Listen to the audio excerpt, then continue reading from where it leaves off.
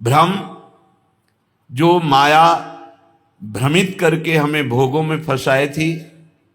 तम, जो अविद्या मुझे देहाभिमान से युक्त करके स्वरूप का बोध होने ही नहीं दे रही थी।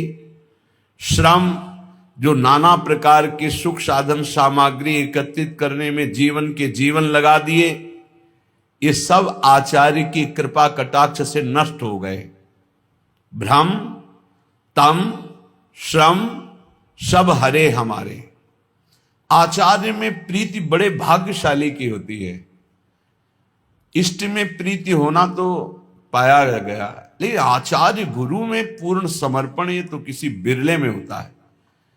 ऐसी बिरले के अधीन हो जाते हैं प्रियालाल जो आचार्य गुरु के। बड़ी कठिन बात है आचार्य गुरु के अधीन होना। आचार्य गुरु की अधीनता होती है अनन्यता। जैसे सेवक जी महाराज कह रहे, श्री हरिवंश तजों भजों और ही तो मुझ श्री हरिवंश दुहाई।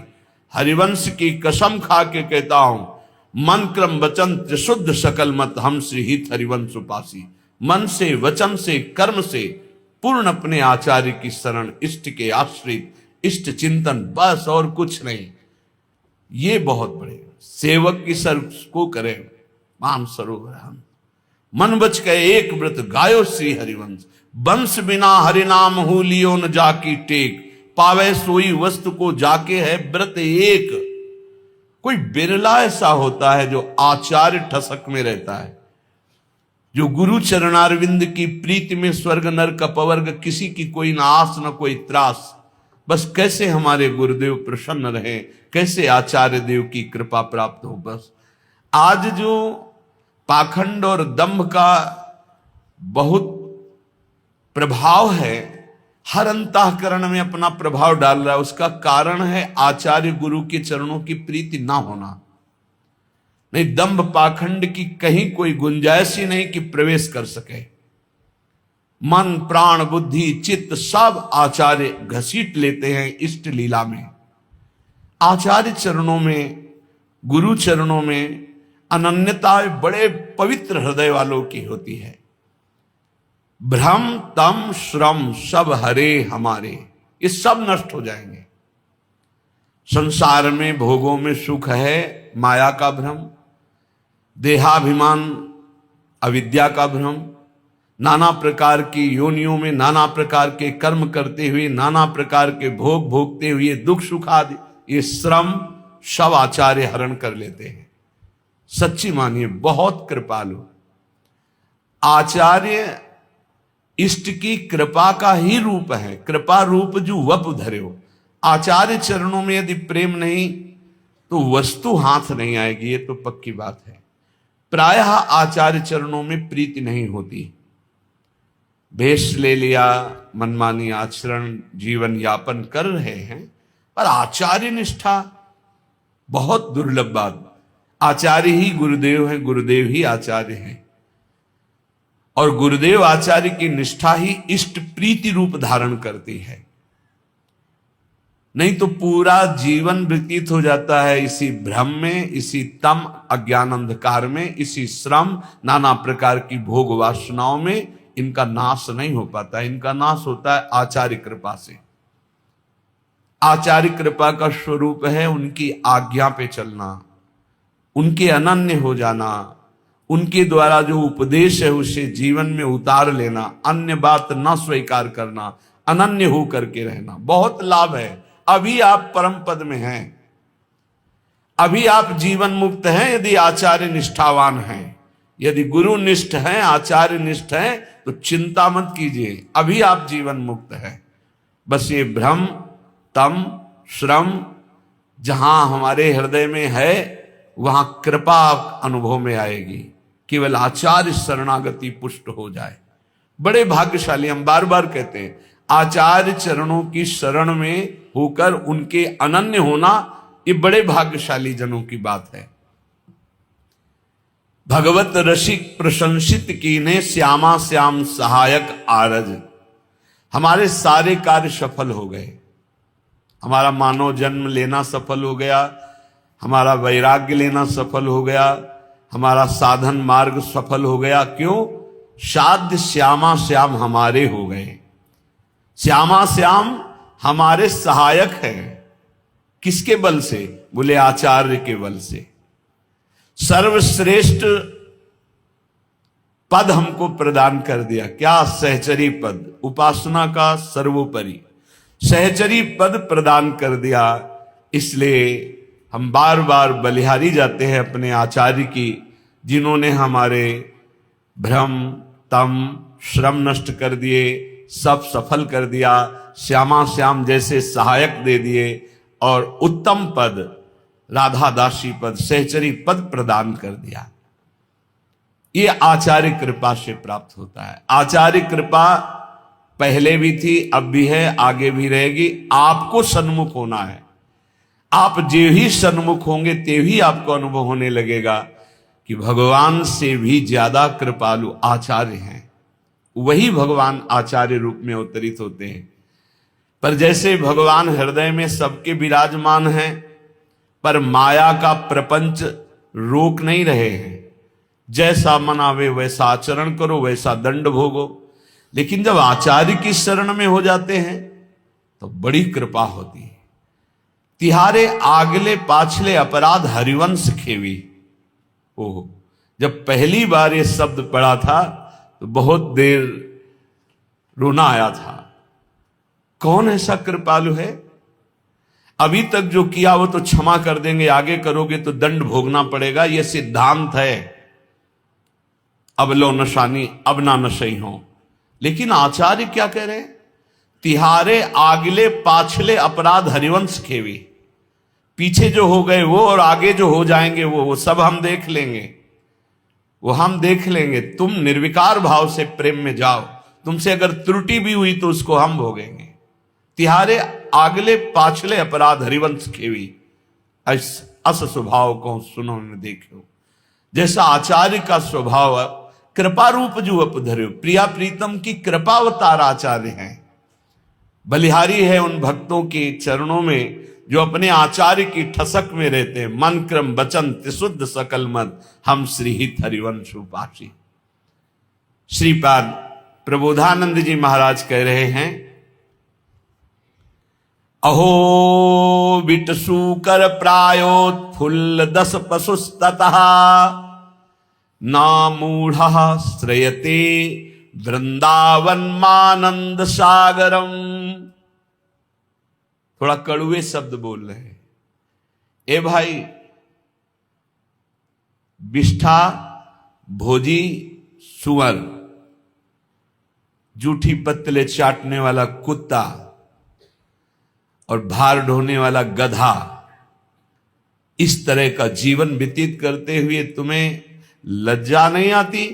तुम मानव देह प्राप्त किए हो, विष्ठा भोजी सूकर की भांति न पवित्रता का विचार है, न अपवित्रता का विचार है, न दोष का विचार है, न निर्दोष का। बस पेट भरना चाहिए। जैसे सूकर भागा घूमता है, ऐसे भागे घूम रहे हैं बस पेट भरने के लिए।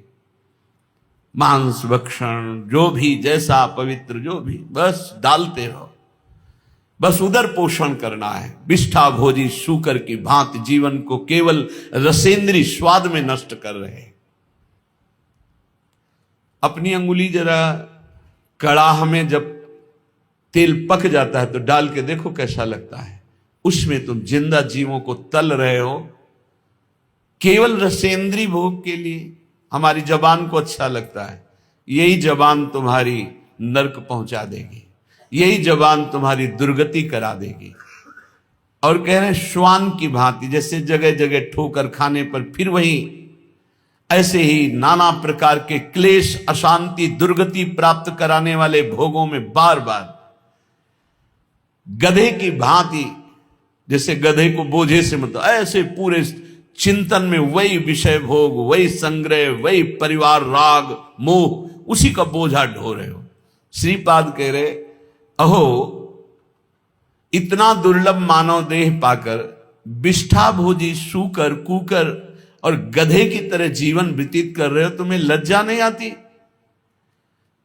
अरे मूर्ख, इधर आनंद नहीं, आनंद सागर तो तेरे हृदय में लहरा रहा है। आओ श्रीधाम वृंदावन का आश्रय लो, कुछ दिन रुको, सत्संग सुनो और उसको मनन करो और आचरण में उतारो, फिर देखो आनंद मिलता है कि नहीं। श्रीपाद कह रहे सोच्या सोच्याति सोच्यो हम महामूढ़ाति मूढ़धी हठात सर्वम परित्यज्य यन्न वृंदावनम श्रेय। सोचनी, महासोचनी, महासोचनी, तेरा जो समय व्यर्थ जा रहा है, महासोचनी, बड़ा कीमती समय। सत्संग बैठकर सुनो, चेतना पूर्वक नाम जप करो, बहुत कमाई करके यहां से नाम की चले जाओ, मुक्त हो जाओगे। अनंत जन्मों के पापों का हिसाब जमा है, अनंत जन्मों के। आप सोचते हो कि 2-4 माला जप करके हम पापों को नष्ट कर देंगे। 2-4 माला तो बहुत बात है, हम आखिरी नाम की बात करें। अगर आखिरी समय राधा निकल गया तो भगवत प्राप्ति पक्की हो जाती है। इसलिए निरंतर हम नाम जप करें, कौन श्वास आखिरी हो जाएगी। आपका शरीर स्वस्थ है तो आप मौज मस्ती काट रहे हो, लेकिन होश में रिपोर्ट आने वाली है। कर्म कोई ना कोई रूप रख करके आने वाला है, बहुत सावधानी की जरूरत है। सबको समझाते हैं अध्यात्म से बुद्धि को पवित्र कर लो, नहीं सर्वनाश कर देगी। बिना भगवान की तब लगी कुशल न जीव को सपने हो मन विश्राम, जब लगी भजत न राम को शोक धाम तज काम। जब तक वो भगवान का भजन नहीं करता तब तक कभी शांति नहीं मिलती। ये बुद्धि रूपी सारथी को यदि ईस भजन सारथी सुजान मान लो, नाम जप नहीं करोगे, कुछ भी कर लो, कुछ भी विश्राम नहीं, शांति नहीं। एक एक कर्म का भारी भारी दंड मिलता है। प्रार्थना है, श्रीपाद करे सोच्यो सोच्याति सोच्यो हम, ये है सोचनी सोचनी महासोचनी। एक बार भी भगवान का नाम नहीं लिया और सब जीवन को नष्ट कर दिया। अय मूर्ख, महापुरुषों के वचन चुभते हैं। अय मूर्ख, अय महामूर्ख, अब भी तू सावधान हो जा। जिसके कानों में शब्द पड़ रहे हो, अब भी सावधान हो जा। छोड़ दे ये दशा, छोड़ दे दूसरे जीवों की हत्या करके मांस खाना, छोड़ दे पराई माता बहनों के प्रति पाप दृष्टि रखना, नहीं यही तेरा सर्वनाश कर देगी। बार बार प्रार्थना करते, बोले मदिरा पीने में किसी की हिंसा तो होती नहीं, हत्या, अरे बुद्धि भ्रष्ट होती है। क्या क्या अपराध कर सकता है मदिरा पीने वाला, उसको होश नहीं रहता। जो बुद्धि भ्रष्ट हो गई तो वही तो सब हो रहा है।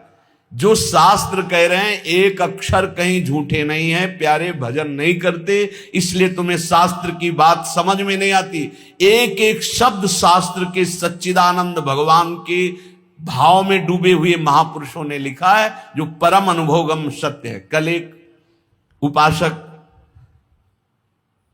अपनी मना स्थिति का वर्णन कर रहे थे कि मैं भगवत साक्षात्कार कर चुका हूं आनंद में, अब हमारी ऐसी ऐसी थोड़ी परेशानियां हैं और ये कैसा था।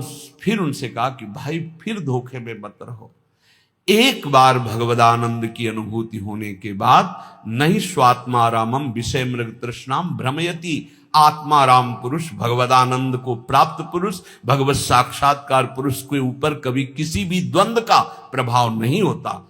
कहीं पीतल को सोना मत मान लेना, नहीं तो वास्तविक भगवत प्राप्ति से वंचित हो जाओ। आज जिसको देखो, अरे आनंद कोश से आनंद मिल रहा है, अभी आनंद सिंधु में थोड़ी तुमने डुबकी लगाई है। सही ढंग से चलो तो आनंद सिंधु में डूब जाओगे, उन्हीं के अंश हो। श्रीपाद कह रहे हठात सर्वम परित्यज्य यत्र वृंदावनम श्रेय, जहां वृंदावन विराजमान है, आओ एक बार सत्संग सुनो, थोड़ा बुद्धि शुद्ध करो। क्या बुद्धि तुम्हारी अपवित्र हो गई कि अपने जनों का ही नाश करते हो, अपना ही नाश करते हो। अरे मूर्ख, इतना अमूल्य जीवन मुक्त होने के लिए मिला, उसे बंधन युक्त कर रहे हो।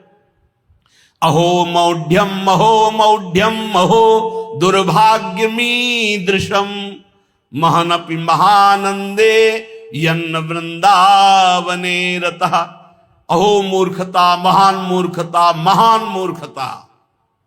जैसे उसमें कहा सोचनी, महासोचनी, महासोचनी, इसमें कह रहे मूर्खता, महान मूर्खता, जो इस संसार में मानव देह प्राप्त करके महाआनंद स्वरूप प्रभु का नाम जप नहीं किया, प्रभु की आराधना नहीं की, कभी धाम यात्रा नहीं की, कभी सत्संग नहीं सुना, भगवत चरणारविंद में प्रेम नहीं हुआ। महान मूर्खता, महान मूर्खता, महान मूर्खता। सांद्रानंद रसे वृंदावने पिनानुरज्यतः किं वा मम करिष्यन्ति ज्ञान भक्ति विरक्तयः। आनंद घन के मूल श्री वृंदावन धाम में यदि रसिकों का संग करके चित्त प्रेम में अनुरक्त नहीं किया तो तुम्हारा ज्ञान प्राप्त करना, तुम्हारा साधन करना, तुम्हारा वैराग्य धारण करना किस काम में आया। शास्त्रों का ज्ञान प्राप्त कर लेना तो उसका फल है कि अज्ञान से निवृत्त हो जाना। अज्ञान किसे कहते हैं? ब्रह्मा से लेकर के तिनके तक सब माया रचित है। सत्य है तो केवल प्रभु, उनका नाम, उनका रूप, उनकी लीला। ये त्रिगुणात्मिका माया का ऐसा जादू तमाशा है कि जिसमें बड़े बड़े फंस जाते हैं। बातें ज्ञान की करते हैं, स्थिति अज्ञान में होती है। भगवान के नाम में असीम सामर्थ्य है। उस नाम में भी हम ये नहीं कह सकते कि जाओ ये अभी काम हो जाएगा। क्यों? क्योंकि तुम्हारे पहले पापों का नाश करेगा। कितने जन्मों के पाप जमा है तुम्हारे, उन पापों का नाश, फिर भी नहीं काम होगा। पाप प्रवृत्ति का नाश करेगा, फिर तुम्हारे हृदय में परम अर्थ स्वरूप भगवान की प्रीति प्रकट करेगा। आप सब काम हो गए। भगवान की प्रीति उत्पन्न होने से अशुभ वासनाएं नष्ट हो जाती है। भगवत भाव में अद्भुत आनंद, यह है काम होना। सांसारिक कोई कार्य शुभ कर्म के प्रताप से हो भी जाए तो कितनी देर टिकेगा? विनाशकारी ये सब काल नष्ट कर देता है। विनाशकारी काल ये सब नष्ट कर देता है। चाहे जितनी उन्नति हो, सब अवनति में बदल जाती है।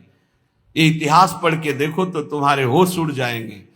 जिनके ऐसे ऐसे प्रभाव थे उनकी अब कहीं खोज भी नहीं है। जहां ऐसे महल थे, जय जयकार मचते थे, वहां जाले और कबूतर हग रहे हैं। जो बनी भी बनी है, महल बने हुए भी हैं, कुछ नहीं रह गया। काल सबको विनाश कर दिया। कुछ समय के लिए आए हो, एकमात्र भगवान की प्राप्ति, एकमात्र नाम जप कर लो। मन लगे न लगे वो धन तुम्हारे काम आएगा। धिंग धिंग माम पिशद विद्या कुलशील गुणोज्वलम वृंदावन रति प्राणहीनो स्यादि यतः सवः।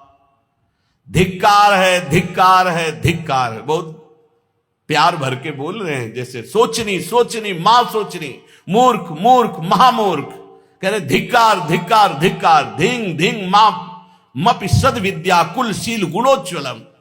धिक्कार है तुम्हारी कुलीनता को, तुम्हारी सुशीलता को, तुम्हारे गुणों को, तुम्हारे रूपवान, तुम्हारे जवान होने को। मानव देह में यदि ये सब प्राप्त है और तुम भजन नहीं करते, तुम सद्भावना वाले नहीं हो, सद्विचार वाले नहीं हो, तुम्हें प्रभु से प्यार नहीं हुआ, तो धिक्कार तुम्हारे इस रूप को, तुम्हारे जीवन को, तुम्हारे कुल को किस काम आएगा।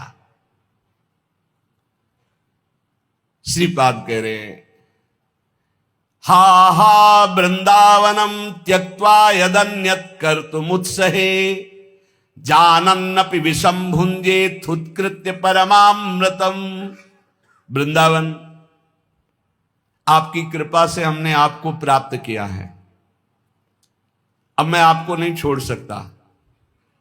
मेरा उत्साह कभी नहीं बन सकता कि मैं आपको छोड़कर जाऊं। अरे भला कोई परमानंद को त्याग कर विष पीता है क्या? ये संसार विष है। हे वृंदावन, आप परमानंद स्वरूप हो। जो आपका आश्रय ले लेता है, हरि उसका भार संभाल लेते हैं। धाम की एक बड़ी आंतरिक गुप्त महिमा है। जो ही आप धाम का आश्रय लेंगे तो धाम ही आपको संभाल लेगा। ये धाम चिदानंद कोई जड़ वस्तु नहीं है। और हरि जिसको संभाल ले उसको बिगाड़ कौन सकता है। सीम की चाप सके को तासु, बड़ रखवार रमापति जासु। बड़े रक्षक भगवान श्रीपति जिसके हैं, उसका बाल बांका कौन कर सकता है। इसलिए उपासक को अन्य आश्रय में चित्त नहीं लगाना चाहिए, भगवत आश्रय। भगवत ऋषि जी कहते, जाको राखे सांवरो ताही न नाखे कोय, अम्बरीश प्रहलाद ध्रुव कुंती नंदन जोए। कुंती नंदन जोए विभीषण गजपति ऐसे, दुर्वासा असुरेश सुरुचि दुर्योधन जैसे। दुर्जन रावण ग्राह देख दुख लगे न ताको, भगवत रसिक नरेश बाह गई राखे जाको। भगवत ऋषि जी कहते हैं, सर्वलोक चूड़ामणि अनंत ब्रह्मांडों के स्वामी भगवान जिसको अभय, जिसकी बाह पकड़, अभयत भुज दंड मूल पीनम सानुकूल, जिसको अभय दे दिया, जिसको शरण में ले लिया, जिसकी बाह पकड़ ली, कौन त्रिभुवन में से कुछ भय दे सके। सांवरे सरकार जिसकी रक्षा करे, उसका कोई त्रिभुवन में बिगाड़ नहीं सकता। देखिए, अम्बरीश जी को दुर्वासा जी ने नष्ट करना चाहा, क्या हुआ? त्रिभुवन में भागे घूमे, कहीं चैन नहीं मिला दुर्वासा जी को। प्रहलाद जी को हिरण्यकश्यप ने नष्ट करना चाहा, क्या हुआ? भगवान ने नरसिंह रूप रख के हर वरदान के बीच का रास्ता निकाल के फाड़ के फेंक दिया। न दिन है न रात संध्या, न अस्त्र है न शस्त्र, ना खून, न जीवित है न निर्जीव, न ब्रह्मा का बनाया हुआ नर है न पशु, नरसिंह रूप, न घर के भीतर है न बाहर डेहरी पे बैठे। हर वरदान फेल कर फाड़ के फेंक दिया। और प्रहलाद जी के कहीं खरोच भी कभी पूरे जीवन में नहीं लगी। भगवत रसिक जी कह रहे, ध्रुव जी क्या स्थिति थी, चाटा मार कर की गोद में भी बैठने नहीं दिया है, तो इस सिंहासन का अधिकारी, जहां पहले नारायण का भजन कर और शरीर त्याग, और मेरे गर्भ से, सुरुचि ने कहा मेरे गर्भ से, तब इस सिंहासन में जाके भगवान की आराधना। 5 वर्ष का बालक यही मधुवन में, मथुरापुरी में आकर के तपस्या की। क्या उस समय मच्छर नहीं थे? क्या सांप बिच्छू नहीं थे? क्या सिंह नहीं थे? कोई परवाह नहीं की, क्योंकि सांवरे सरकार का भरोसा 6 महीने में भगवत साक्षात्कार करके त्रिभुवन में सर्वबंधनी अटल पदवी प्राप्त करके चलेंगे। कुंती नंदन 5 पांडवों को बाल्यावस्था से लेकर मारने का प्रयास होता रहा। अंततो गत्वा दुर्योधन का सर्वनाश हो गया, पूरे परिवार का। महाराज युधिष्ठिर चक्रवर्ती सम्राट पद पर बैठे। सांवरे सरकार जिसके पक्ष में, उसका बाल बाका भी नहीं हो सकता, बाल बाका भी नहीं हो सकता। बहुत बड़ी बात है भीष्म प्रतिज्ञा। दुर्योधन ने जब देखा कि 10,000 महारथियों को रोज मारते हुए एक पांडव को खरोच भी नहीं आती, तो कहा भीष्म जी से कि पितामह मैं पहले से जानता था, सेनापति बनाने के पहले से आपको, कि आप हमारी कभी विजय नहीं चाहेंगे, आप पांडवों की ही विजय चाहेंगे, भले हमारे पक्ष से 10,000 महारथियों को मारते तो भी। तो उनका ऐसा नहीं, मैं कोई पक्षपात नहीं कर रहा हूं, वो श्री कृष्ण द्वारा सुरक्षित है। बोले तो आपकी प्रतिज्ञा को कोई टाल सके ऐसा नहीं, आप हमारे सामने प्रण लीजिए कि पांडवों का वध करेंगे। भीष्म जी ने 5 बाण निकाले और कहा अगर कल जीवित रहा तो 5 पांडवों का वध निश्चित करूंगा। भीष्म प्रतिज्ञा। भीष्म जी अपने वचन के पालन के लिए अपने गुरुदेव परशुराम से युद्ध कर दिए, औरों की तो बात चले दो। अब बड़े आनंद में जय जयकार करता हुआ दुर्योधन निकला भीष्म के शिविर से कि कल पांडव प्रातःकालीन युद्ध क्षेत्र में, भीष्म जी ने प्रतिज्ञा की मारे जाएंगे। उसको पता था भीष्म जी का बल और उनकी प्रतिज्ञा, पर यह नहीं पता था भीष्म जिस बल से बलवान हो महाबल श्री कृष्ण है, और श्री कृष्ण पांडवों के पक्ष में। गुप्तचर लगे रहते थे।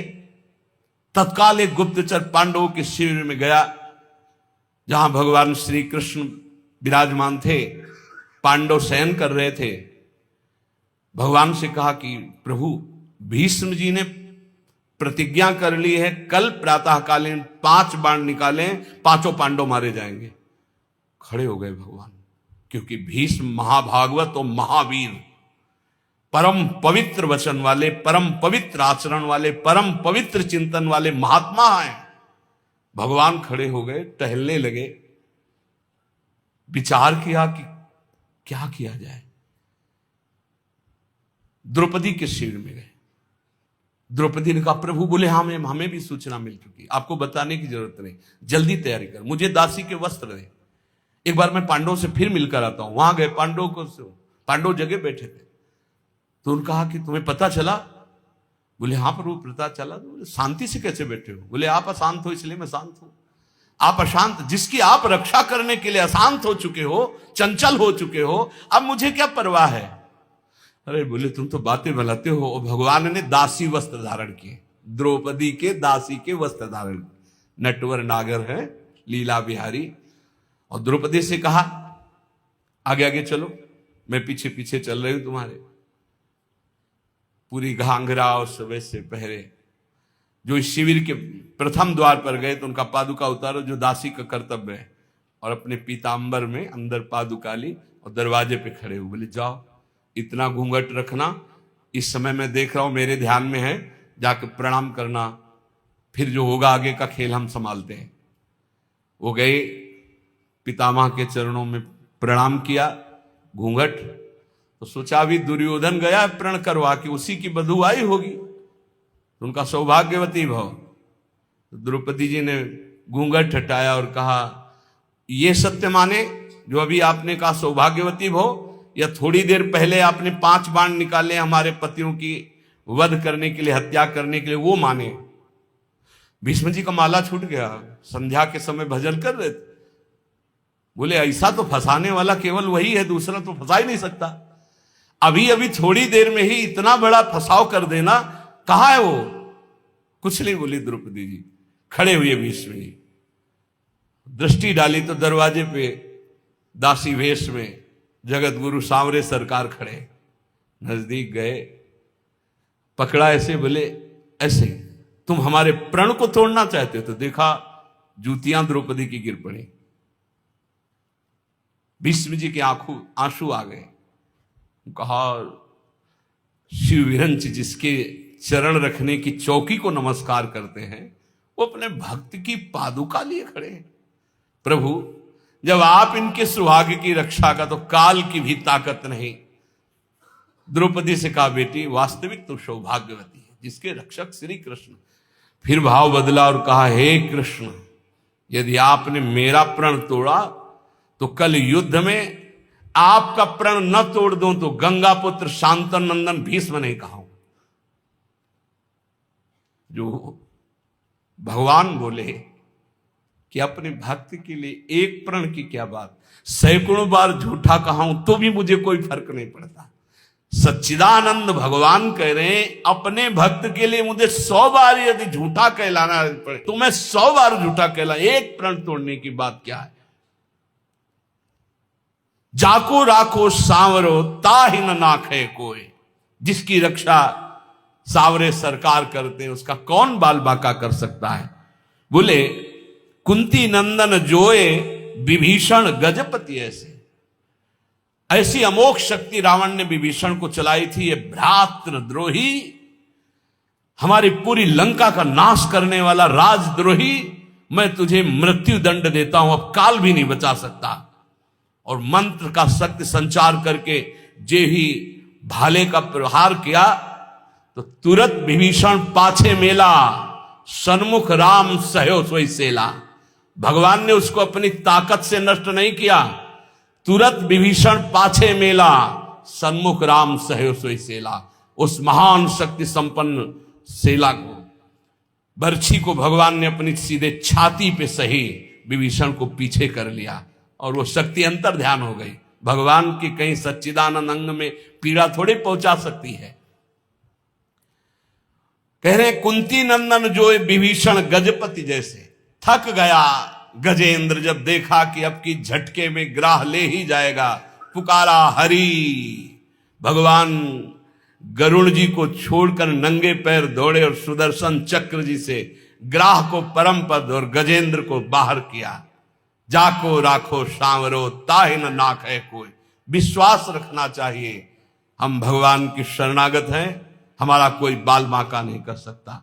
और जाको आदर हरि करे तासु अनादर कौन, ज्वासु अनादर हरि करे ताको आदर कौन। भगवत रसिक जी कह रहे हैं, जिसका आदर भगवान श्याम सुंदर करें उसका आदर कौन नहीं करेगा त्रिभुवन में, सबको करना होगा। और जिसका अनादर प्रभु कर दे फिर उसका कोई आदर कर सके ऐसा नहीं है। भगवान किसी का अनादर नहीं करते हैं, पर जो भगवान की आज्ञा का उल्लंघन करता, धर्म विरुद्ध आचरण करता, पापाचरण करता है, फिर भगवान उसका अनादर कर देते हैं।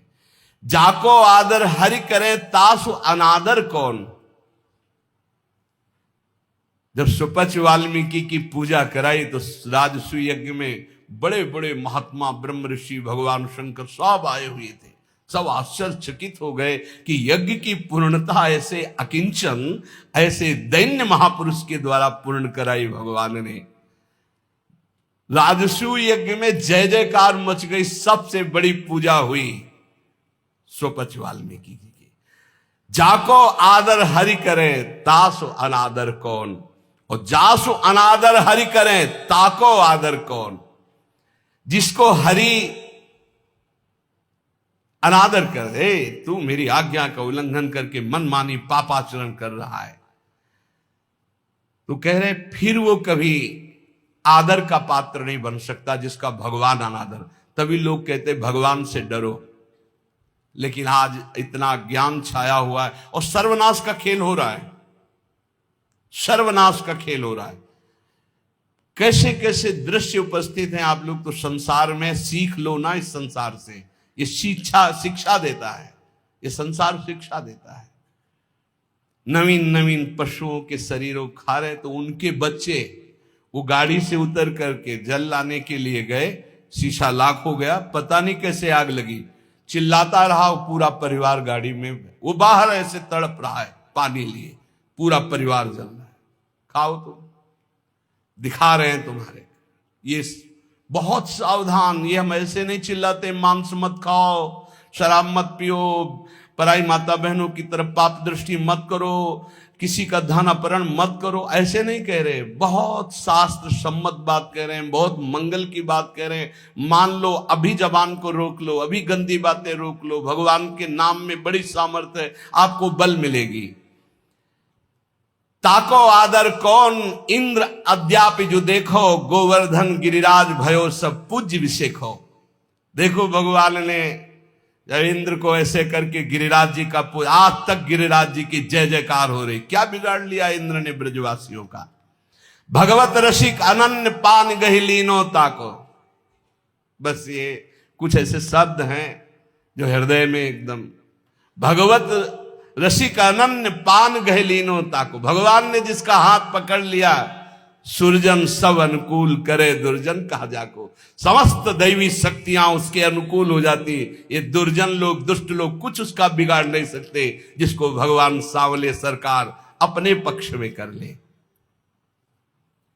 इसलिए उपासक को धाम की कृपा से, रसिकों के संग से जो आराध्य देव की प्रियता प्राप्त होती, निर्भय हो जाए। किम करोम्यहम मुन्मत्तो यत् किंचित प्रलपाम्यल ज्ञान भक्ति विरक्त्यादि व्यर्थम वृंदावनम बिना। क्या करूं, ये लोग पागल हो रहे, समझ ही नहीं पा रहे हैं। कैसे बस रुपया आवे, रुपया से भोग सामग्री, बस कैसे रुपया आवे, कैसे भोग लूं।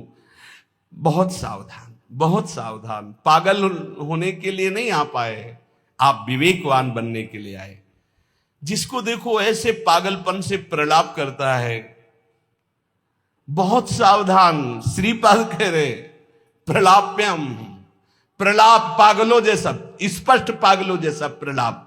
सब भगवान की शक्ति से संपन्न है, कोई संशय नहीं, पर आज तक कोई महापुरुष ऐसे भगवान की शक्तियों को नहीं। भगवान की शक्ति लोक का पालन करने के लिए विराजमान है। लोक जब अधर्माचरण करता है तो वही शक्तियां उनको नष्ट करने वाली बन जाती है, और जब धर्माचरण करता है तो उन्हीं का पालन करने वाली बन जाती है। वशिष्ठ जी त्रिकालज्ञ महापुरुष है। वशिष्ठ जी नई सृष्टि रचने वाले सामर्थ्यशाली महात्मा है। वशिष्ठ जी भगवान राम को ब्रह्म उपदेश करने की सामर्थ्य रखने वाले महात्मा है। योग वासिष्ठ पढ़ के देखना। जब भरत जी विकल होकर कहते हैं कि महाराज आपके होते हुए अयोध्या उजड़ गई, सिया राम जी का वनवास हो गया, महाराज जी का प्राणांत हो गया, दशरथ जी का, माताएं हमारी सौभाग्य भाव से उजड़ गई आपके होते हुए, तब कहा सुनो भरत, ऐसे तो नहीं किया। सुनो भरत, भावी प्रबल बिलख कहो मुनिनाथ, हानि लाभ जीवन मरण जस अपजस विधिहान। ये विधान रचा गया कर्मों का। अरे तुम माला दो माला 10 माला जपते होगे, जो रात दिन भजन में लगे रहते हैं उनके बड़े बड़े रोग होते हैं, कैंसर, ये वो। तो शरीर का प्रारब्ध भोगना होता है, ऐसे कोई मिटा नहीं। हमने देखा है एक महापुरुष अगर किसी के कैंसर को मिटाए तो अपने पैर में कैंसर लिया और पैर कटवा दिया। यही संतों की महिमा होती है। पर हित लाग तजय जो देही, संतत संत प्रशंसय तेहि। हमने देखा है, ये हम कोई कहीं सुनी बातें नहीं कहते। जब तक हम हमारा भागवतिक दिमाग पास नहीं कर देता तब तक हम किसी का चमत्कार नहीं मान। बहुत बार उन्होंने प्रार्थना की, गरीब आदमी है, ऐसा ऐसा। सुबह हमने सुनाया है, कुल्ला कर रहे थे ऐसे, चल रोज परेशान करता है, खत्म कैंसर। लेकिन उसी कैंसर को जादू से खत्म नहीं किया, अपने टांग पे लिया, अपने चरण पे लिया, और फिर यहां से पूरा पैर कटवाया और व्हील चेयर पर चलते रहे, फिर शरीर को पूरा किया। ये महात्माओं का हृदय। परहित लाग तजय जो देही, संतत संत प्रशंसयते। ऐसा वाला नहीं, अपने ऊपर ये सिस्टम है शास्त्री। जैसे भाई जी ने पूज्य राधा बाबा का प्रारब्ध लिया, ऐसे हैं कि अपने करुणा में भरकर दूसरों का प्रारब्ध भोग ले लिया और भोग रहे, मिटा नहीं रहे। उनका मिटा दिया पर स्वयं भोग रहे। कहीं ऐसा नहीं पाया गया है कि कोई अपने तप से दूसरों के ऐसे सब प्रारब्ध का, ऐसा नहीं है।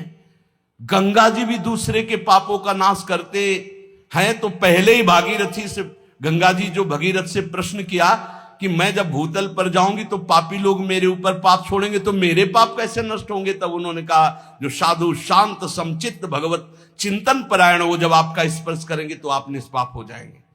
सर्व जगह बात आती, भगवत चिंतन, नाम जब, भगवत आराधना। भाई ये जीवन भगवान के लिए है, इसलिए ये चिंता मत करो अब मुझे क्या करना चाहिए आनंद के लेने के लिए। आनंद लेने के लिए सांसारिक कर्तव्य धर्म पूर्वक करो और नाम जप करो। ये पागलों वाली बातें छोड़ो। ना तुम किसी और कार्य से अपने प्रारब्ध मिटा सकते हो और ना कोई मिटा सकता है। प्रारब्ध एक बहुत बड़ा दैवी बल है, जो तुम्हारे पूर्व किए हुए कर्म है उनको भोगना पड़ेगा। और जब प्रारब्ध मिटाने वाला भजन होता है तो इतना ज्ञान हो जाता है कि प्रारब्ध मिटाने की इच्छा नहीं रहती। और जब तक उस कोटि का भजन नहीं होता तब तक प्रारब्ध मिटता नहीं। ये भी बात ध्यान रखो। इसलिए प्रारब्ध को भोग लो, नाम जप करते हैं। पागलों वाले नहीं कि दौड़े घूम रहे हैं हमारा कोई प्रारब्ध मिटा। शरीर में रोग आया, अस्पताल बने जाओ, कुछ रुपया खर्चा करो, कुछ कष्ट सहो, दवा खाओ, प्रारब्ध प्राश्चित में बदल जाएगा, प्राश्चित हो जाएगा, वो नष्ट होगा धीरे धीरे। या शरीर लेने आया है तो राधा राधा राधा, हजारों शरीर छोड़े, कोई नया बात है क्या कि शरीर छोड़ेंगे? राधा राधा राधा राधा, प्रभु को प्राप्त हो गए। पूज्य संत महापुरुषों के वचन, भगवान परमहंस श्री सुखदेव जी कहते हैं, संसार में जिन्हें तुम अपना घनिष्ठ समझ रहे हो, देहापत्य कलत्रादि स्वात्म सैन्येषु सत्स्वपि तेषां प्रमत्तो निधनम पश्यन्नपि न पश्यति। तस्मात् भारत सर्वात्मा भगवान हरिरीश्वरः, श्रोतव्यः कीर्तितव्यश्च स्मर्तव्यश्चेच्छता भयम। संसार में जिससे तुम अपना घनिष्ठ संबंध समझ रहे हो, शरीर से, पुत्र से, स्त्री से, ये तुम्हारे ना थे, ना हैं, ना रहेंगे। भगवान सुखदेव जी कह रहे हैं ये केवल कुछ दिन के लिए माया के द्वारा रचा हुआ नाटक है, परंतु जीव इनके मोह में ऐसा पागल हो जाता है कि उसको यही लगता है कि ये शरीर सत्य है और शरीर संबंध सत्य है, ये पत्नी, ये बेटा, ये सब सत्य है। और वो धीरे धीरे मृत्यु के मुख का ग्रास बनता हुआ फिर भी नहीं चेतता और वो मर जाता है, नष्ट हो जाता है। मनुष्य देह छूटी, मतलब बहुत बड़ी हानि हो गई यदि भगवत प्राप्ति नहीं हुई। इसलिए परीक्षित, अभय पद प्राप्त करो। अभय पद प्राप्त करना मनुष्य जीवन का परम लक्ष्य है। कैसे प्राप्त होता है? तस्मात् भारत सर्वात्मा भगवान हरिरीश्वर। ईश्वरों के भी ईश्वर सर्वशक्तिमान भगवान श्री कृष्ण हैं। श्रोतव्या कीर्तितव्यश्च, इनकी कथा सुनो, इनके नाम का कीर्तन करो, इनकी लीला का गायन करो, खूब इनकी स्मृति में डूबे रहो, इसी से तुम्हें अभय पद की प्राप्ति हो जाएगी। स्मरण हो रहा है भोगों का, परिवार के संबंधियों का, रुपया पैसे का, हरि का स्मरण नहीं हो रहा। कथन हो रहा है वही प्रपंच का। ये तो बड़े भाग्य हैं जो सत्संग कहने सुनने को मिल रहा है, नहीं तो जहां चार आदमी बैठे हो प्रपंचे सुनने को मिलेगा। ये जो मोह है यही हमें भगवान से नहीं मिलने देता। इसीलिए कहा जाता है बचपन से अभ्यास करो भजन का। और घर परिवार वाले क्या सलाह देते, ये कोई भजन की अवस्था है। हमें तो यही लगता है कि आज तक हमको ये ऐसा आदमी उपदेश करने वाला कि ये भजन की अवस्था है। नहीं तो तुम्हारी कब अवस्था होगी भजन की? कभी लौट के तुम मुझसे पूछो तो तुम्हारी अवस्था भजन की, तो तुम कब गंगा किनारे बैठ के भजन करोगे? तुम कब वृंदावन वास करोगे? तुम कब अपने दरवाजे में बैठकर भगवत गीता पाठ करोगे, नाम जप करोगे? भजन की कोई अवस्था नहीं होती, जैसे मृत्यु की कोई अवस्था नहीं होती। मृत्यु कब आ जाए कोई पता नहीं। ऐसे भजन हर समय जब से चेतना जागृत हो तब से भजन। दंभ पाखंड का बहुत बोलबाला है। हम महापुरुषों की बात सुना रहे हैं, हम ज्यादा पढ़े लिखे ज्ञानी तो है नहीं, तो हम तो सुना रहे हैं और सुन के इसी मार्ग में चले, इसलिए बता रहे हैं। केवल पढ़ के सुना रहे हैं और कढ़ के अनुभव करके बोल रहे हैं।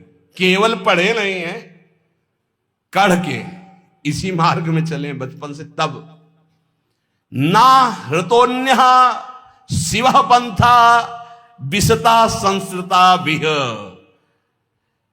कोई और मार्ग नहीं है इस संसार से उद्धार होने का, श्री सुखदेव जी कह रहे हैं। भगवान श्री कृष्ण चंद्रजू जिनके पक्ष में है, जब जुआ निषेध है, नहीं खेलना चाहिए, तो युधिष्ठिर जी को सीधे धृतराष्ट्र जी से कहना चाहिए था कि ये निषिद्ध क्रिया मैं नहीं खेलूंगा। लेकिन बोले नहीं, तात श्री की आज्ञा है तो मैं खेलूंगा, तो भगवान श्री की आज्ञा का उल्लंघन हो गया। तो 12 वर्ष का वनवास और 1 वर्ष का अज्ञातवास भोगना पड़ा ना परीक्षित। इनके पूर्वज ही तो हैं परीक्षित जी के, पांडवजन। भगवान ने सहयोग किया, लेकिन तुम्हारा कर्म बना जुआ का, तो 12 वर्ष का वनवास, 1 वर्ष का अज्ञातवास भोगिए। जुआ का कर्म बना। अगर श्री कृष्ण चंद्रजू एक सूचना केवल भेज देते द्वारिका से कि धृतराष्ट्र जी होश में, ये तुम्हारे लड़के जैसे उपद्रव कर रहे हैं, होश में, तो दाऊ दादा की गर्जना के आगे किसी की नहीं चलती। लेकिन आप बैठ करके जुआ खेल रहे हो, बार बार हार रहे हो, फिर द्रौपदी आपको सब वापस करवा दी, फिर आप आकर के खेल रहे हो। 12 वर्ष का वनवास, 1 वर्ष का वनवास आराम से भोगना पड़ा पांडवों को। भगवान जिसको निषिद्ध करते हैं उसको रोकना चाहिए, नहीं खेलेंगे। एक बार हो गया, चलो गलती हो गई, इतना बड़ा तांडव मच गया कि द्रौपदी को निर्वस्त्र करने की बात आ गई। भगवान की आज्ञा और भगवान की शरण के सिवा श्री सुखदेव जी कह रहे ना हरतोन्य शिवा पंथा, शिवा माने कल्याण, तुम्हारे कल्याण का कोई और मार्ग है ही नहीं, एकमात्र भगवान का नाम जप भजन। जहां आपको उपदेश दिया जा रहा हो भगवान का आश्रय लो, भगवान का नाम जप करो, उसी से मंगल होगा, वो सत्य बात है। इसके सिवा कोई कहता हो हम तुम्हारा परम कल्याण कर देंगे, हम तुम्हारा अपने बल से कुछ कर देंगे, तो मुझे लगता है कि इन बड़े महापुरुषों से बढ़कर कोई नहीं है सृष्टि में, कोई नहीं इन बड़े महापुरुषों से बढ़कर। ये क्या कह रहे हैं?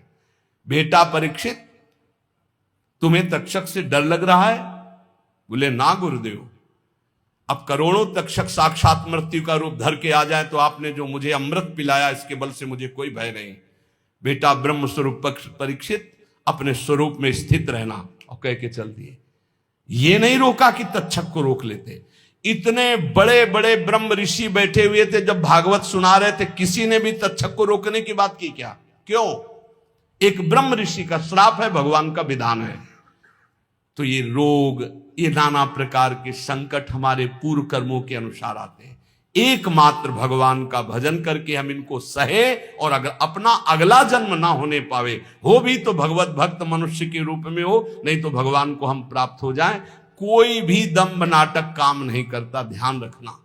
इस संसार में कौन काहू के सुख दुख कर दाता, निज कृत कर्म भोग सुन भ्राता। इस दिमाग में बैठा लो सत्संग के द्वारा। ना हृतोन्य शिवा पंथा विसता संसतावी वासुदेवे भगवती भक्ति योगो यतो भवेत। इसके लेखक हैं भगवान श्री कृष्ण द्वैपायन व्यास जी, कहने वाले हैं परमहंस श्री सुखदेव जी, और सुनने वाले हैं महान सम्राट, गर्भ में भगवत साक्षात्कार किए हुए परीक्षित जी महाराज। कह रहे हैं संसार चक्र में पड़े हुए मनुष्य के लिए एकमात्र साधन है भगवान श्री हरि के चरणों की भक्ति। इसके अतिरिक्त और कोई सिवा पंथा नहीं है। शिवा माने कल्याण, पंथा माने मार्ग, और कोई कल्याण का मार्ग नहीं है। एकमात्र भगवान वही हरि हैं, वही हर हैं। उन्हीं की भक्ति के द्वारा ही हम अपना संसार चक्र से उद्धार कर सकते हैं। पिबन्ति ये भगवत आत्मनः सताम कथामृतम श्रवण पुटेषु संभृतम पुनन्ति ते विषय विदूषिताशयम ब्रजंति तच्चरण सरोरुहांतिकम। जो रोज सत्संग सुनते हैं, जो रोज भगवान की चर्चा सुनते हैं, कानों में भर भर कर भगवान के नाम गुण लीला रूप का पान करते अमृत का, उनके हृदय से विषैला विष भोगों का उतर जाता है, हृदय शुद्ध हो जाता है। और जहां हृदय शुद्ध हुआ तो भगवान यही हृदय में प्रकाशित हो जाते हैं। श्री सुखदेव जी महाराज कहते वासुदेव कथा प्रश्न पुरुषास्त्रीन पुनाति वक्तारम प्रच्छकम श्रोतस तत्पाद सलिलम यथा। अगर कहीं तुम्हें संत समागम मिले, प्रश्न करने का अवसर मिले, तो भगवान के संबंध में प्रश्न करो, भगवत प्राप्ति के संबंध में प्रश्न करो, संसार से मुक्त होने के लिए प्रश्न करो। ये इधर उधर के प्रश्न नहीं। देखो, बड़ा कीमती समय संतों का है। यदि एक बार वो तुम्हें समय देते हैं तो ऐसा बनाओ कि वो एक बार तुम्हारे अनंत जन्मों की बिगड़ी बना दे। श्री सुखदेव जी कहते यदि श्री कृष्ण के संबंध में प्रश्न किया जाए तो प्रश्नकर्ता और उत्तरकर्ता दोनों पावन हो जाते हैं। वक्तारम प्रक्षकम श्रोतस तत्पाद सलिलम यथा। बोले भगवान के विषय में प्रश्नकर्ता, उत्तर देने वाला और सुनने वाला तीनों पावन हो जाते हैं, जैसे भगवान का चरणामृत सभी को पावन करता है। इसलिए यस्तु तम श्लोक गुणानुवाद संगीयते भीक्षणम मंगलग्नः तमेव नित्यं शृणुयाद भीक्षणम कृष्णे मलाम भक्तिम अभीप्समानः। भगवान श्री कृष्ण का गुणानुवाद समस्त अमंगलों का नाश करने वाला है। ये है सही अमंगलों का नाश करने की बात। अगर आप भगवत चर्चा करते, जैसे एक दिन नरकों का वर्णन किया कि उस ऐसे ऐसे वाले नरक जाते हैं, तो बहुत लोगों ने प्रार्थना की कि उपाय भी तो बताओ कैसे बचे। ये 38 के 38 सब हम में पाए जाते हैं। कोई कह रहा था 10 हैं, कोई कह रहा था 5 हैं। बड़ी घबराहट हो रही क्योंकि आपकी बात पे विश्वास है, इसका मतलब टिकट बन गई नरक की हमारी, जाना पड़ेगा। तो जल्दी उपाय बता दो नरक से कैसे हटे। तो यस उत्तम श्लोक भगवान श्री कृष्ण संगीयते, यदि उनका गान किया जाए, जैसे भागवत ले लो और 10वें स्कंद पढ़ डालो हिंदी से ही, तुम्हें संस्कृत नहीं आता है, 10वें स्कंद के रोज 2 अध्याय पाठ कीजिए। अगर थोड़ा संस्कृत आती, गोपाल शास्त्र नाम का पाठ कर लीजिए और 1 घंटा नाम कीर्तन कीजिए, राधा राधा राधा, लिख लो, नरक नहीं जाओगे। इसका मतलब ये नहीं कि साफा बांध के नरक जाने वाले काम शुरू कर दो, फिर और नरक जाओगे। अबलो नसानी अबना न सही हो भाई, जो गलती हो गई उसके मिटाने के लिए दवा है, और गलत करवाने के लिए थोड़ी दवा है। परहेज करो, सदगुरु वैद्य बचन विश्वासा, संयम यह न विषय कयासा। संत सदगुरुदेव जो परहेज बता रहे कि ये अब मत करना और ये नाम रूपी दवा खाओ तो निश्चित भवरोग नष्ट हो जाएगा। ये बात है। अमंगल अशुभ प्रारब्ध नष्ट करने की सामर्थ्य किसमें? भगवान की चर्चा में, भगवान की लीला कथा में, भगवान के नाम गुणगान में। ये बिल्कुल संशय रहित बात है, बिल्कुल संशय रहित बात। नित्य निरंतर जो भगवान का नाम जप करते हैं, लीला गुणानुवाद करते हो, जगत मंगल करने वाले होते हैं। यन्नाम ध्येयम म्रियमाण आतुरः, बड़े अमृतमय वचन है। पतन स्खलन वा विवशो गृणन पुमान, विमुक्त कर्मार्गलम उत्तमाम गतिम, प्राप्नोति यच्छन्ति नतम कलौ जनाः। ध्यान दीजिए, यन्नामधेयम म्रियमाण आतुरः, जो मरने जा रहा हो, चाहे पशु हो, पक्षी हो, मनुष्य हो, कोई हो, यदि वो नाम नहीं ले पा रहा तो आप सुना दो भाई, इतनी कृपा कर दे उस जीव के ऊपर तो तुम्हें बहुत बड़ा पुण्य होगा। मरणासन पुरुष को नाम सुनाने के बराबर त्रिभुवन में कोई भी पुण्य नहीं है, इससे बड़ा कोई पुण्य। जैसे कोई पशु पक्षी मरने जा रहा हो, नजदीक जाके राम कृष्ण हरि या राधा राधा राधा सुना दिया, अब वो मरने जा रहा, घंटा 2 घंटा 4 घंटा 10 घंटा में भी मरेगा तो अब उससे कोई पाप होने वाला नहीं, वो भगवान को प्राप्त होगा, क्योंकि नाम कथन और श्रवण का एक ही फल होता है। तो बोले यन्नामधेयम म्रियमाण आतुरः, यदि मरने का समय हो, व्याकुलता का समय हो, नाम वो नहीं उच्चारण कर पा तो आप नाम कीर्तन उस समय कर दो तो यमदूत नहीं आएंगे, उसका मंगल हो जाएगा। ये बहुत बड़ा पुण्य करना चाहिए। आसपास कहीं सुनो कि कोई पधार रहा है तो रज ले, चरणामृत ले, जाओ उसके मुंह में डालो, कोई परिचय नहीं, हमें कोई परिचय नहीं, वो भगवान का अंश है, उसे भगवान की प्राप्ति करानी हो, जाके थोड़ी देर बैठ के राधा राधा राधा, घर वालों से कोई मतलब, और बस उठे और चलावे, उसका मंगल हो गया। कोई पशु पक्षी मर रहा हो, अंतिम समय भगवान नाम सुना दे, यन्नाम ध्येयम म्रियमाण, मरने के समय घंटे 2 घंटे 10 घंटे तक जो बेशुद्ध हो रहा है, अब उससे कोई पाप कर्म करने वाला नहीं, वो आखिरी समय ही माना जाएगा और उसको नाम सुना दिया जाए, उसका मंगल हो जाएगा।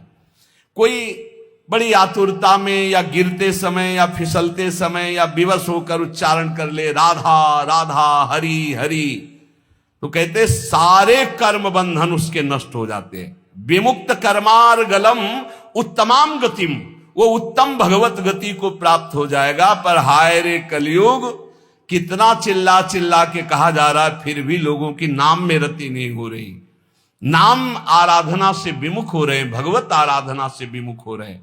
पुंसाम कलिकृतान दोषान द्रव्य देशात्म संभवान, सर्वान हरति चित्तस्थो भगवान पुरुषोत्तमः। कलयुग में बड़े दोष हैं। जब परीक्षित जैसे महाभागवत की बुद्धि खराब कर दी और मरे हुए सर्प को उठा करके ध्यानस्थ ऋषि के गले में डाल दिया, तो सोचो और किसकी बुद्धि बख्शेगा। यदि नाम चल रहा, नाम पहारू दिवस निशी, रात दिन नाम का पहरा है, तो कलयुग के अभद्र प्रवेश नहीं करेंगे। ये वाणी जी हमारी कह रही, बोले जिते विनायक शुभ अशुभ विघ्न करे नहीं कोई, विघ्न करे नहीं कोय, डरे कलिकाल कष्ट भय, डरे कलिकाल कष्ट भय, हरे सकल संताप हरसि हरिनाम जपत जय। यदि नाम चल रहा तो कलयुग का कोई प्रभाव नहीं होगा। कलयुग के बहुत दोष हैं, ये हर वस्तु को दूषित कर रहा है, हर विचार को दूषित कर रहा है।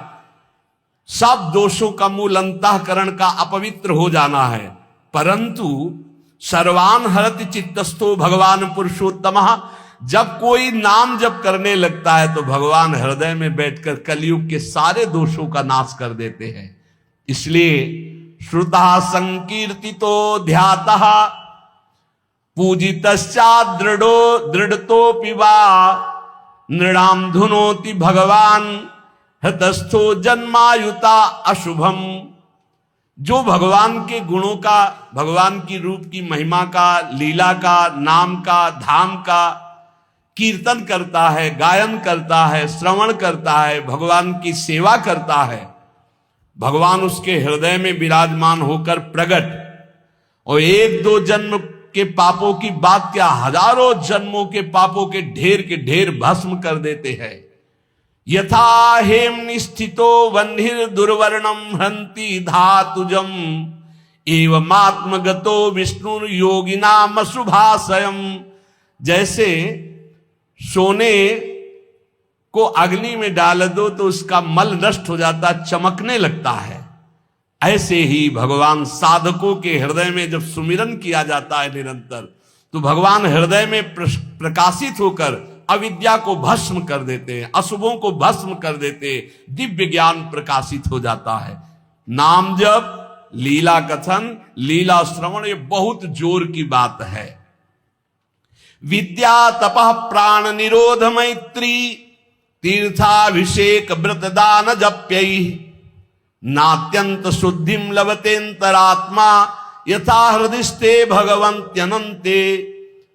विद्या, तपस्या, प्राणायाम, समस्त प्राणियों के प्रति मित्र भाव, तीर्थ स्नान, व्रत दान और भी साधन, ये अंतःकरण को पवित्र करने वाले हैं, पर वैसी शुद्धि नहीं होती जैसी भगवान के स्मरण से होती है। इसीलिए कहते हैं नाम जप करो, क्योंकि नाम जप स्मरण से भगवान हृदय में प्रकाशित होते हैं। तो जहां भगवान हृदय में प्रकाशित होती, जैसे सूर्य उदय होने पर अंधकार खत्म, ऐसे भगवान के प्रकाशित होने पर अज्ञान नष्ट हो जाता है। मृत्यु नजदीक है। म्रियमाणैरविध्येयो भगवान परमेश्वरः आत्मभावम नयत्यंगो सर्वात्मा सर्व संश्रयः। मृत्यु के निकट पहुंच रहे हैं हम सब, क्रम से क्रम आता चला जा रहा है समय। बस जैसे जैसे संकेत मिलते जाते हैं लोग भयभीत होते। भयभीत नहीं होने की बात है, कमर कसो, डट के अपना काम बना लो। अब जितनी श्वासें हैं, जैसे एक सूचना मिली कि कैंसर हो गया, सूचना मिली अब आपका दिल फेल होने वाला है, कोई भयानक रोग, अब घबराने की जरूरत नहीं। राधा राधा राधा राधा, अब तो चलना है श्री जी को। घबराने से मृत्यु हमारा कोई रोग थोड़ी मिटा देगी, हमारा कोई मृत्यु का भाव रुक थोड़ी जाएगा, वो तो मरना ही पड़ेगा। तो राधा राधा राधा, अमर हो जाओगे। मृत्यु के निकट जो लोग पहुंच रहे हैं, एक ही काम है, नाम जप, भगवान का स्मरण। मान लो हम सब निकट जा रहे हैं मृत्यु के, बिल्कुल निकट जा रहे हैं। 50 वर्ष निकल गए, ऐसे लगे कि कल निकल गए। ये वर्ष के वर्ष ऐसे निकल जाते, लगते नहीं कि वर्ष निकल गए। कैसा माया मनोरंजन में फंसा है। जिसका मृत्यु का निकट समय आ रहा है, उसको चाहिए नाम में वृत्ति लगा दे, सब छोड़ो, राधा राधा राधा राधा।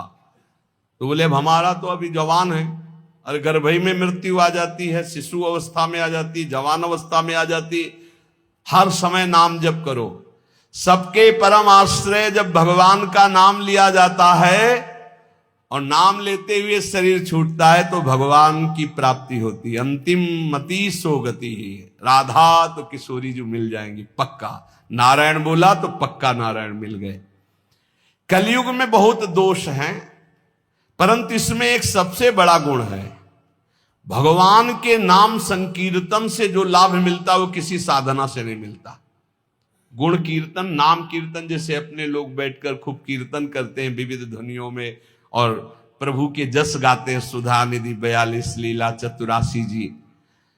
सतयुग में ध्यान करने से, त्रेता में बड़े बड़े यज्ञों से, द्वापर में विधि पूर्वक पूजा सेवा से जो फल मिलता था, कलयुग में केवल नाम कीर्तन से, नाम जप से प्राप्त हो जाता है। कलयुग का विशेष कृपा प्रसाद है। संसार सिंधु मति दुस्तर मुत्त तीर्षोर नान्य प्लवो भगवता पुरुषोत्तमस्य लीला कथा रस निषेवण मंतरेण पुंसो भवेद विविध दुख दवार्दितस्य। जो लोग सहज में सरलता पूर्वक इस संसार समुद्र से मुक्त होना चाहते हैं, भगवान सुखदेव जी कह रहे हैं, जो लोग अनेक प्रकार के पाप कर्म कर चुके हैं और उस दुख दावानल से दग्ध होने वाले हैं, उनको बचना है तो एक उपाय है, भगवान का नाम जप करो और भगवान की लीला कथा सुनो। लीला कथा रस निषेवण मंतरेण। भगवान की लीला कथा सुनने के सिवा, नाम जप के सिवा और कोई सहारा नहीं इस कलयुग में। सब साधन चौपट कर देता है कलयुग। एकमात्र परम पवित्र नाम और भगवान की लीला कथा, इसी से सब प्राप्त कर लो। सहज सरल भाव से भगवान की प्राप्ति। उपासक को चाहिए कि सत्य भावना से ही भगवान की प्राप्ति होती है, इसलिए असत भावना का त्याग कर दे। जब कोई अधर्माचरण करके धन कमाता है तो ये 15 दोष बिना मोल के उसके पास आ जाते हैं। धर्म से धन कमाने पर और अधर्म से धन कमाने पर अंतर है। जब अधर्म से, भगवान सत्य से प्राप्त होते हैं, जब अधर्म से आप धन कमाते हैं तो देख लेना ये 15 दोष आ जाएंगे। यहां वर्णन है, स्तेयम हिंसा नृतम दंभा कामः क्रोधा स्मयो मदः भेदो वैरमविश्वासा संस्पर्धा व्यसनानि च एते पंचदशानर्था हर्थमूला मता नृणाम तस्मादनर्थमर्थाख्यम श्रेयोर्थी दूरस्त्यजेत। ये 15 पापाचरण उसके अंदर आ जाते हैं जो पाप से धन कमाता है, अधर्माचरण से। बोले घूस ले लिया, निर्दोष को दंड दिला दिया, दोषी को मुक्त करा दिया, या छीन झपट करके चोरी कर लिया, कई तरह से अपराध प्रवृत्तियों से, अधर्माचरण से, छल कपट से, तो सुन लो ये 15 पापाचरण उसके अंदर आ जाते हैं। 15 पाप कराने वाले हैं। पहला आता है, उसमें चोरी का स्वभाव आ जाएगा। चाहे वो कर चोरी समझो, सरकार के कर की चोरी भी तो होती है, चोरी का स्वभाव आ जाएगा। जैसे कोई कहे बड़े ईमानदार है, हम तो कोई चोरी नहीं करते, तो भैया देख लो, जब अधर्म से धन कमाओगे तो इतनी प्रीता होगी कि सरकार को कर देने की हिम्मत नहीं पड़ेगी। विविध प्रकार से आप कर चोरी करेंगे। कर चोरी करना भी पाप है, क्योंकि वो राजकर है। यदि उसको धर्म में आप लगा रहे हैं बात अलग है, नहीं तो उसको सरकार को दो, क्योंकि सारी व्यवस्थाएं हैं। कर चोरी को भी चोरी भी कहते हैं। हमें लगता है अगर ना दो तो तुम पकड़े भी जाओगे, बंदी भी बना दो, तुम्हारा धन भी जब्त हो जाएगा ना। तो चोरी अधर्म से धन कमाए पर, अब देखो जो बेचारे सरकारी नौकरी करते हैं तो उनको कटवाने की जरूरत नहीं हो, तो सरकार कर काट के अपने आप ही देती है। जहां अधर्म का धन कमाया जाएगा उसमें कर नहीं दे सकते, फिर वो अधर्म आचरण पाप कराएगा। पहला है चोरी, स्तेयम। दूसरा हिंसा, पक्का। धन अधर्म के द्वारा जब आता है तो वो हिंसा कराने की, प्रेरक, कर्ता, अनुमोदन, तीनों पाप को, चोरी और हत्या, हिंसा। जहां अधर्म का धन आएगा वहां शुरू। और झूठ बोलना तीसरा। चौथा दंभ करना। पांचवा काम भोग, काम भोग, रुपये के बल से व्यभिचार करना, यह आ जाएगा अधर्म के धन से। और गुस्सा, क्रोध, अहंकार, गर्व, भेद बुद्धि, बैर, अविश्वास, स्पर्धा, लंपटता, जुआ, शराब, ये 15 दोष अधर्म के द्वारा कमाए हुए धन में आ जाते हैं। इसलिए अधर्म के धन से डरना चाहिए लोगों को। अगर अधर्म का धर्म स्वीकार किया तो बुद्धि भ्रष्ट करके महान पापाचरण कराने लगता है। ये शरीर अधर्म के धन से पोषण करने के लिए नहीं मिला। इसमें है क्या? देहि स्थिमांस रुदिरेभिमतिम त्यजत्वम जाया सुतादिषु सदा ममताम विमुंच पश्यानिशं जगदिदं क्षणभंग निष्ठम वैराग्य राग रसिको भव भक्ति निष्ठा धर्मं भजस्व सततम त्यज लोक धर्मान सेवस्व साधु पुरुषान् जहि काम तृष्णाम अन्यस्य दोष गुण चिंतन मासु मुक्त्वा सेवा कथा रसमहो नितराम पिबत्वम। भाई, शरीर पोषण के लिए धर्माचरण मत करो। इस शरीर कोई खास वस्तु नहीं है। ये शरीर हड्डी मांस और रुधिर का पिंड है। इसे आप अपना स्वरूप मानना छोड़ दें। ये आपका स्वरूप नहीं है। स्त्री पुत्रादि ये भी कर्म भोग के अनुसार आए हुए हैं, चले जाएंगे, तुम्हारे नहीं हैं। इनको अपना ना माने। इस संसार को रात दिन क्षण भंगुर देखें। यहां कोई वस्तु स्थायी नहीं है, सब नाशवान है। एकमात्र वैराग्य रस के रसिक होकर भगवान की भक्ति में लगे रहे। हर समय भजन में रहो। हर समय कभी भी कोई भी घटना घट सकती है। भगवत स्मरण है तो भगवान को प्राप्त होगे। कह रहे हैं सबसे बड़ा धर्म है भगवान का भजन करना। धर्मम भजस्व सततम त्यज लोक धर्मान। इन लोक धर्मों का त्याग करो, भागवत धर्म में आओ। भागवत धर्म से प्रेम धर्म की यात्रा करो। निरंतर भजन करना ही सबसे बड़ा धर्म है। और ये भजन साधुजनों के संग से होता है, उनकी सेवा से होता है। तो साधुजनों की सेवा करो, संतों का संग करो तो भगवत भजन होगा। भोगों की लालसा फटकने मत दो, नहीं तो संतों का संग छूट जाएगा। पापाचरण करने वाला फिर संत संग में अरुचि हो जाती है। एक बहुत भगवत सेवा किए तो उसका फल हुआ कि उनको साधु संग मिला। जब साधु संग मिला तो एकदम टूट पड़े साधु संग में, साधु सेवा में। फिर एक दिन कहा हमारा तो सब कुछ छूट गया। हम क्लब जाते थे, हम ये करते थे, वो करते थे। वो हमारे दोस्त कहते हैं कि इतना नहीं होना चाहिए, नहीं तो फिर गड़बड़ हो जाता है। अब दोस्तों के संग का रंग चढ़ा कि जहां 63 पे आ गए थे वहां 36 पे पहुंच गए। 36 में समझते हैं उल्टा, 63 में सन्मुख, 6-3 सन्मुख, और 36 में पीठ, उल्टा हो गए, बिल्कुल उल्टा हो गए। अच्छा, उल्टा जब बुद्धि हो जाती है उनको समझाओ, तब उनको दोस्तों की बात पुष्ट लगेगी कि देखा ना वो कह रहे थे, देखो फंसा रहे थे ना। अब हम थोड़ा हटने की कोशिश की ना तो देखो मीठे मीठे वचन बोलने लगे। माया ऐसे फंसाती है कि आप समझा भी नहीं सकते। समझाने की सोचो तो दिमाग में तत्काल भागवतिक प्रेरणा आ जाती कि समझेगा कि स्वार्थवश बोल रहा है, क्योंकि उसकी बुद्धि भ्रष्ट है। आरत अधिकारी जब पावे गूढ़ो तत्व न साधु, आप समझा भी नहीं सकते। साधु जनों की सेवा से ही परम भागवत धर्म भजन होता है। साधु जनों की आज्ञा में रहने से ही भजन होता है। पर जहि काम तृष्णाम, ये काम भोग और भोगे हुए भोग को पुनः भोगने की इच्छा ये संत संग से दूर कर देती। इसे लिख लो, जहि काम तृष्णाम। अगर कामना और तृष्णा का त्याग कर साधु संग नहीं करोगे तो साधु संग टिकेगा नहीं। थोड़े दिन के बाद रंग दूसरा बदल जाएगा, क्योंकि कुसंग में बहुत संग गया है आपका और सत्संग में तो थोड़ा ही गया है। बहुत चमत्कार है कुसंग का, सत्संग से भी ज्यादा। इसलिए कि कुसंग से बहुत जन्म हो गए संग करते हुए, और सत्संग तो अभी कुछ क्षण हुआ। जहां कुसंग मिला तो लगता है कि हाँ, एक बार हमारे सामने कह दिया कि शराब नहीं पिएंगे, अगर शराब पी लिए तो दोबारा हमारे सामने खड़े होने लायक नहीं रहोगे। तुम्हारा मन तुमको इतने दूर हटा देगा कि तुम सामने नहीं आओगे, और आओगे भी तो ऐसे ही होगा, ऐसे नहीं हो सकते।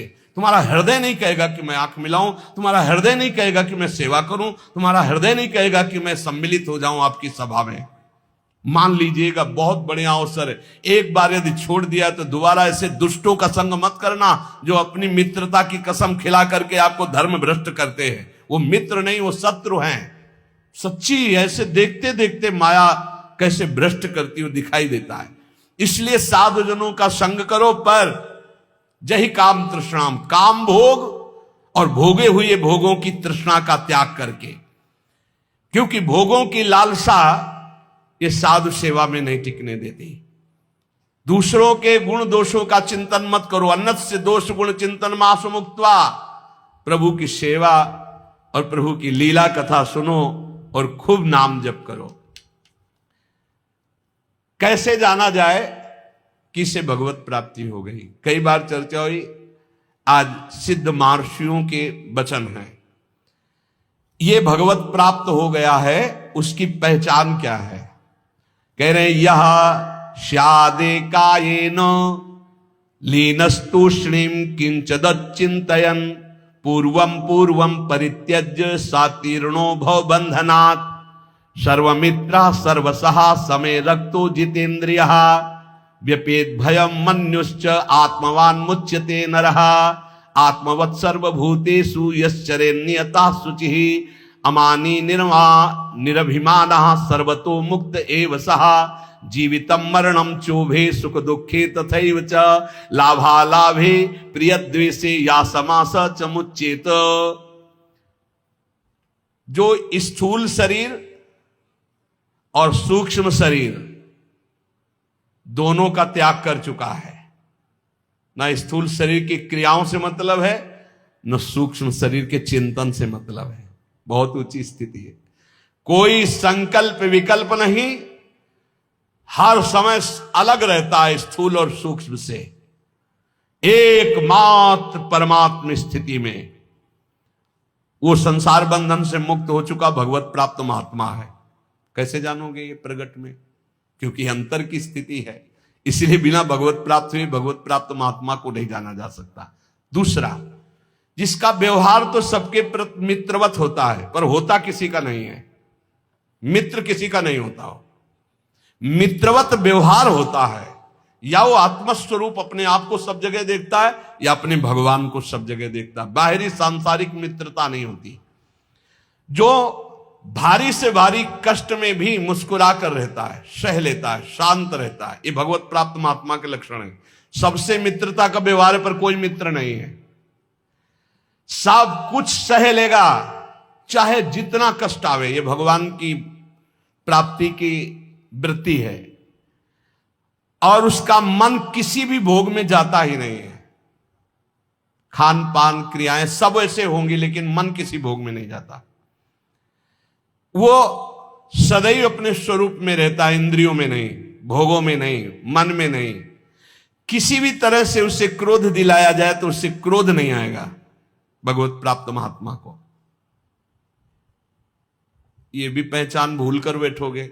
सनकादि ब्रह्म प्राप्त है ना, सनकादि सनक सनंदन सनातन, और डंडा लगा दिया, बेत लगा दिया जय विजय ने, तो गुस्सा आ गई ना, रोक दिए ना, तो गुस्सा आ गई, 3 जन्म का साथ दे दिया। क्या भगवत प्राप्त नहीं है?